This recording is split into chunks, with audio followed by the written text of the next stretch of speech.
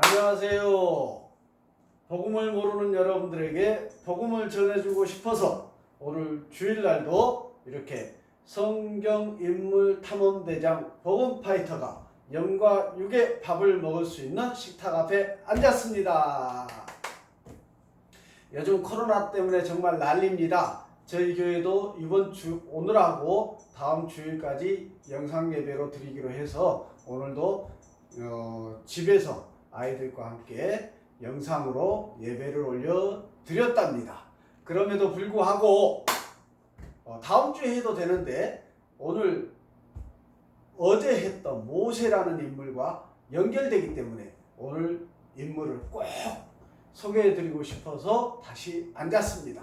자, 이렇게 시작하겠습니다. 동일하게 하나님께서는 지금 이 순간에도 십자가 달린 건물 안에 설치된 사각링이 아니고 복음을 모르고 죄악 속에서 죽음으로 향해 달려가는 세상 속에 설치된 저 불쌍한 영혼들이 살아가는 세상 속에 설치된 사각링에 복음을 들고 올라가서 복음을 전해라.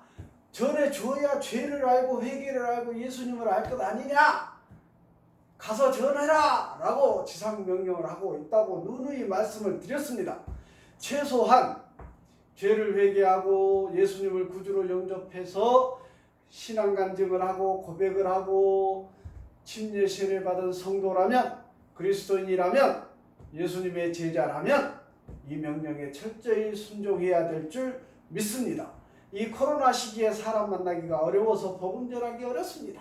그래서 저는 이렇게라도 부지런을 떨어서 영상으로라도 누군가 복음을 모르는 단 한 사람이라도 혹시 이 영상을 볼 수 있다면 좋겠다라고 생각하고 간절한 마음으로 인물 소개를 해보고 있습니다. 자, 첫 번째 테마로 신앙 길잡이 52탄을 완성했고요. 지금은 두 번째 테마 성경 인물 탐험. 성경 속에 나와 있는 역사순으로 쭉 52분을 선별해서 이렇게 성경 공부할 수 있는 책이 있더라고요. 그래서 그 책을 제가 먼저 공부하고 묵상하고 그리고 여러분들에게 복음을 모르는 여러분들이 세상에 태어나서 우리나라와 외국의 위인전기 책을 읽듯이 성경 속에 나와 있는 믿음의 사람들을 여러분들에게 소개해 주면 여러분들이 언제든지 은혜를 받는 그 순간에 교회로 나아가고 또 예수님을 구주로 영접하는데 부담을 덜 가질 수 있지 않을까 하는 생각으로 이렇게 영상을 통해서 뭔가를 해보고 있답니다.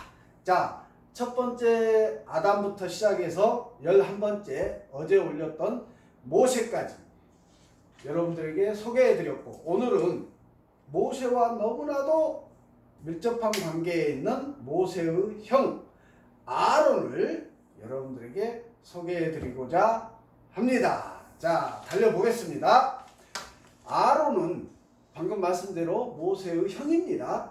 자, 이름의 뜻은 교화하다, 밝히다, 능력의 산이다 이런 뜻을 갖고 있다고 합니다. 가족 배경 아론은 모세의 3살, 모세보다 3살이 많은 형입니다. 남자아이는 모두 죽이는 바로의 명령이 내려기 전에 태어났고 그러지 않겠습니까? 그러니까 아론은 아무 문제 없이 살아남았겠지요. 자, 그는 나답, 아비후, 엘르앗살, 이다말을 낳았는데 세 아들들을 기억할 필요가 있습니다. 다 제사장들이죠. 나답, 아비후, 엘르앗살, 이다말, 일녀 3남을 자녀를 아론이 두었는데 이 세 아들들은 나중에 어찌됐든 언급이 될 것입니다. 자, 구약 성경에서 아론은 어떻게 언급되고 있을까요? 첫째, 여호와께서 아론을 택하셔서 모세의 대변자로 삼으셨습니다. 어제 영상에서 모세가 별의별 변명을 하지 않습니까? 나는 혀가 짧아서 둔해서 말을 잘 못한다. 나는 바로 왕에게 가서 그를 설득해낼 자신이 없다. 뭐 이런 별의별 변명을 하니까 하나님께서 너는 말을 못하니까 말 잘하는 너의 형 아론을 모세의 대변자로 세우셨습니다. 여호와께서 모세의 머리와 마음을 사용하시고 아론의 입을 사용하셨습니다. 두 번째, 아론은 모세를 위한 대리인 대변자로서 행동을 했습니다. 모세에게 주어진 하나님의 지팡이를 아론이 간직하고 쥐고 다녔습니다. 세 번째, 아론은 대제사장이 되었고 그의 아들 3명 나답, 아비후, 엘라살 이 세 아들들은 제사장이 되었습니다. 네 번째, 제사장들의 사역은 무엇이었냐? 아론도 제사장이었으니까요. 하나님은 항상 백성의 지도자들을 뽑아서 그들을 통해서 백성들을 축복해 주셨습니다. 하나님께서 제사장을 통해서 백성들을 축복해 주셨습니다. 물론 예배도 인도하셨고 제사도 인도했고요. 다섯 번째, 하나님을 욕되게 한 두 제사장, 아론의 두 아들 제사장 나답과 아비후가 자신들에게 주어진 직무를 오용하고 악용한 것은 아니었지만 명하지 않았던, 하나님께서 명령하지 않았던 다른 불을 담음으로 말미암아 하나님께서 명령하신 일만을 제사장이 해야 되는데 자기들 마음대로, 자기들 판단대로 뭔가를 함으로 말미암아, 불을 담음으로 말미암아 죽임을 당하게 되었습니다. 오늘날 부르심 받으신 교회의 목회자들도 새겨드려야 할 일입니다. 하나님께서 부여하신 일을 정확하게 하셔야 합니다. 여섯 번째, 하나님은 오직 아론의 지팡이만 생명을 불어넣으셨고 아론의 지팡이만 레위의 집을 위하여 싹이 났고 부활의 그리스도의 예표로서 이 아론의 지팡이가 묘사되고 있습니다. 아론의 지팡이, 이 지팡이는 바로 부활하실 예수님을 예표하고 있습니다. 일곱 번째, 모세와 아론도 범죄하였습니다. 우리 모두는 다 죄인입니다. 범죄할 수밖에 없는 죄인입니다. 자, 하나님은 지팡이를 가지고 반석에게 명령하라 하셨지 치라고 하지 않으셨다. 이 사건으로 인하여 하나님은 모세와 아론은 약속의 땅에 들어가지 못할 것이라고 말씀하셨습니다. 반석에서 물을 낼 때 이렇게 광야를 뺑뺑이 돌고 있을 때 물이 없어서 아우성일 때 하나님께서 지팡이를 통해서 명령하라 했는데 쳐서 치라고 하지 않았는데, 치라고 하지 않고 명령하라 그랬는데 쳐가지고 하나님께서 명령하신 대로 하지 않음으로 말미암아 모세와 아론은 젖과 꿀이 흐르는 땅, 약속의 땅, 가나안 땅에 들어가지 못하게 됩니다. 자, 오늘날 목회자들과 그리스도인들도 이 하나님을, 이런 공의의 하나님, 정말로 하나님께서 하신 말씀에 대해서는 철저하게 공의로우신 하나님을 기억하셔야 됩니다. 내가 이 정도는 내 마음대로 해도 되겠지. No, 있을 수 없는 일입니다. 오늘 모세와 아론도 마찬가지고 그의 아들 제사장 두 아들 나답과 아비후도 하나님께서 하라는 일을 하라고 한 일 외에 다른 일을 자기 마음대로 판단해서 해가지고 결국 죽게 되고 가나안 땅에 들어가지 못하는 일이 발생합니다. 우리도 마찬가지입니다. 자, 여덟 번째, 아론은 첫 번째 대제사장으로서 약 40년간 직분을 수행하였다고 합니다.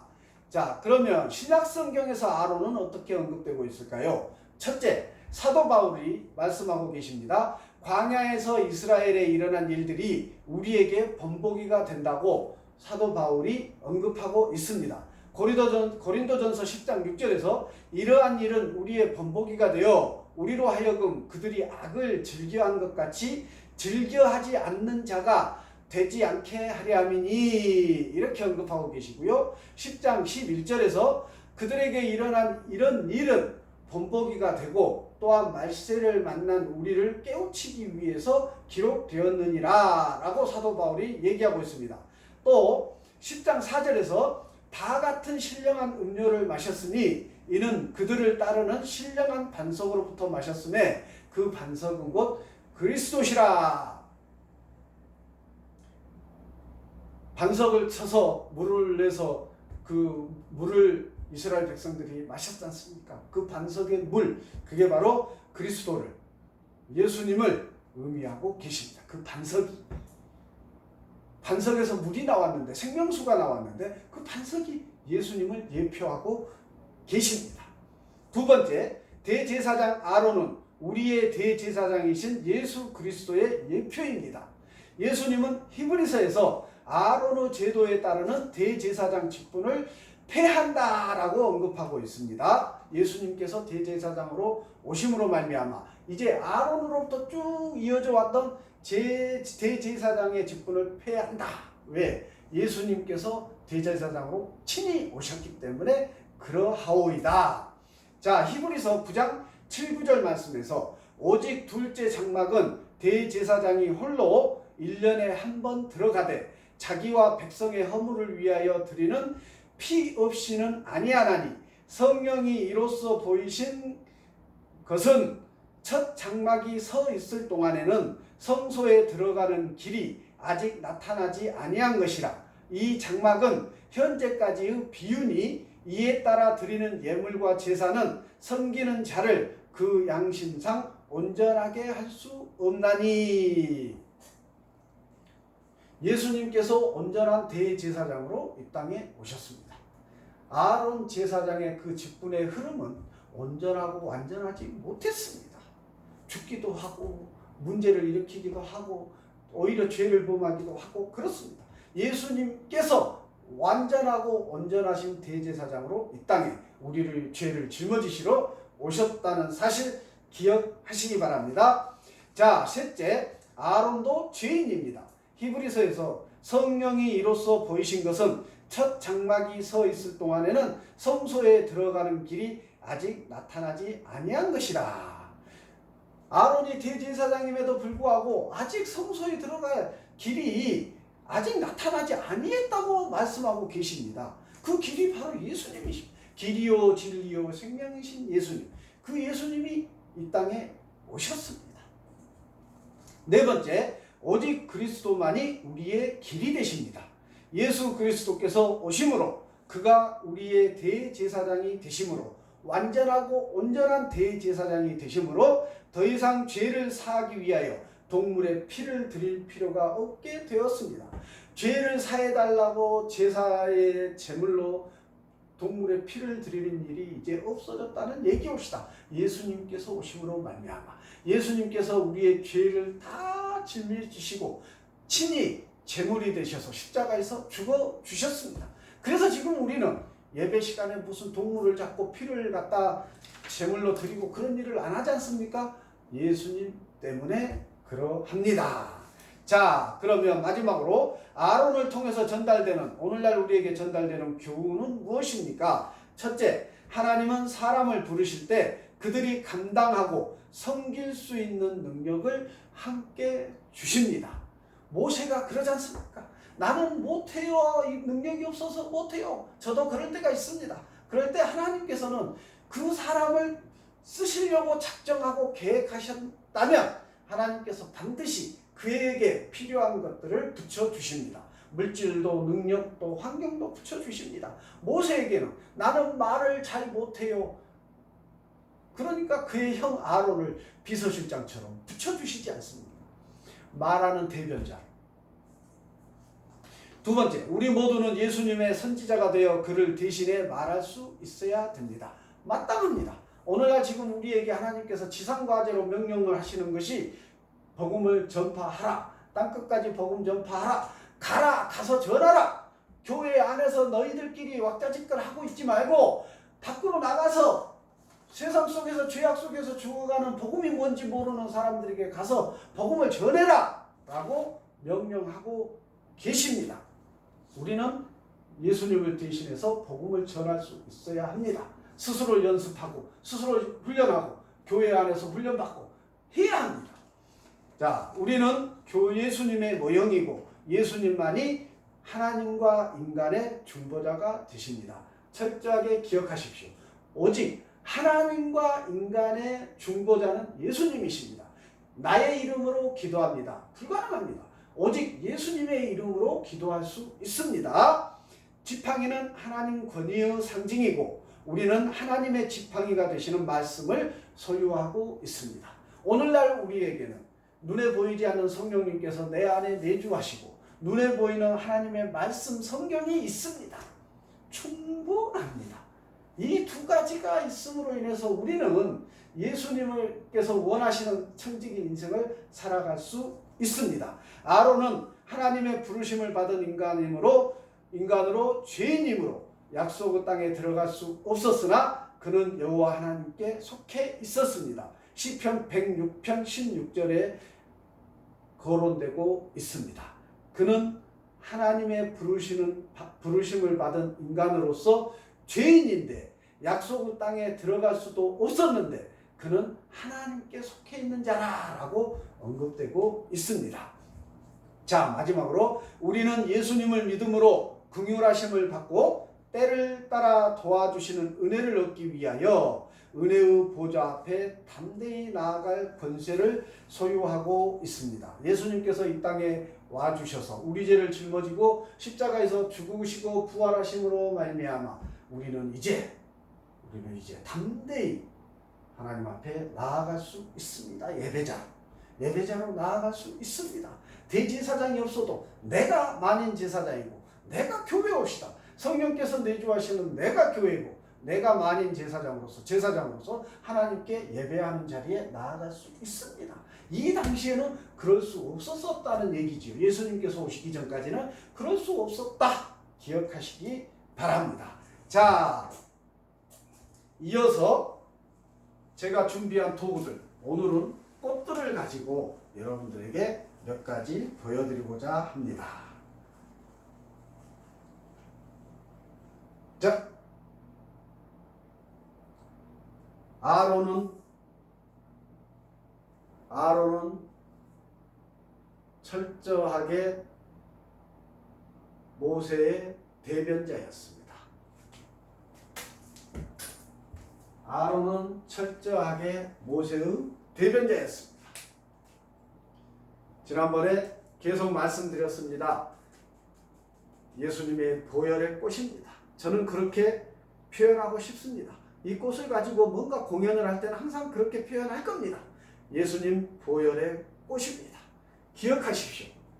모세와 아론은 함께 출애굽해 가는데 하나님의 명령을 모세가 받았고 그 대변자로 아론을 붙여주셨고 모세와 아론이 함께 하나님의 명령을 쫓아 출애굽하는 역사를 써가는 두 존재입니다.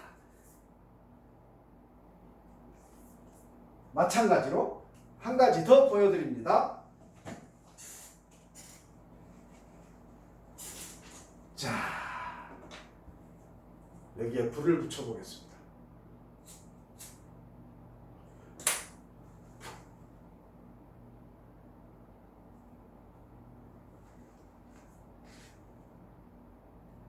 다시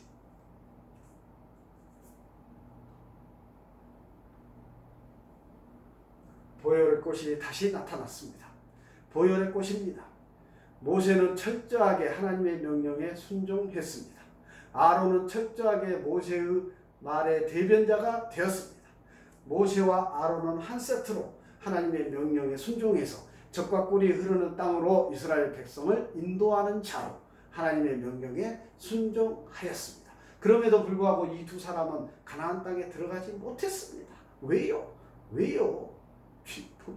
불순종해서 하나님의 명령에 철저하게 한 글자도 바꿀 수 없습니다. 지팡이로 명령하라 했는데 지팡이로 반석을 내리쳐서 그것 때문에 그 가나안 땅에 들어가지 못했습니다. 우리가 철저하게 기억해야 됩니다. 하나님의 명령, 하나님의 말씀은 1.1획도 우리가 바꿀 수 없습니다. 하나님께서 우리에게 명령을 했다면 우리는 철저하게 그대로 순종해야 되는 피조물이라는 사실을 기억하시기 바랍니다. 자,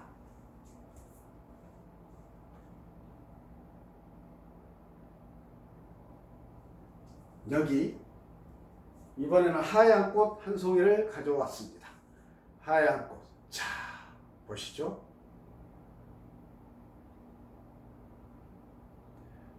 하얀 꽃이 우리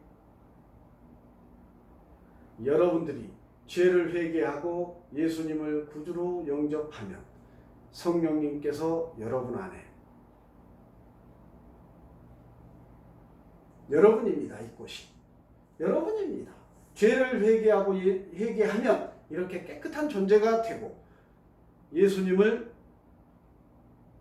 구주로 영접하면 예수님의 성령님께서 여러분에게 임재하게 되십니다. 성령님께서 여러분 안에 내주하게 되십니다. 그래서 이렇게 내주한 그리스도인들은 모세처럼 아론처럼 하나님의 명령에 철저히 순종해야 할 줄 믿습니다. 어떻게요? 자,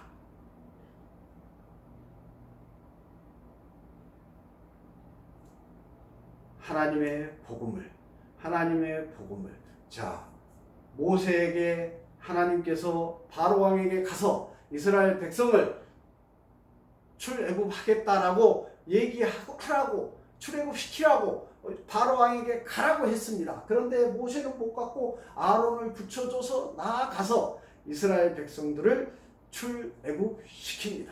우리도 이 복음을 나만 복음을 품고 있지 말고 교회 안에서만 머물러 있지 말고 이 복음을 세상 속에서 죽어가는 저 불쌍한 영혼들에게, 죄를 모르고 복음을 모르는 저들에게 복음을 전해야 합니다. 복음을 전해야 합니다.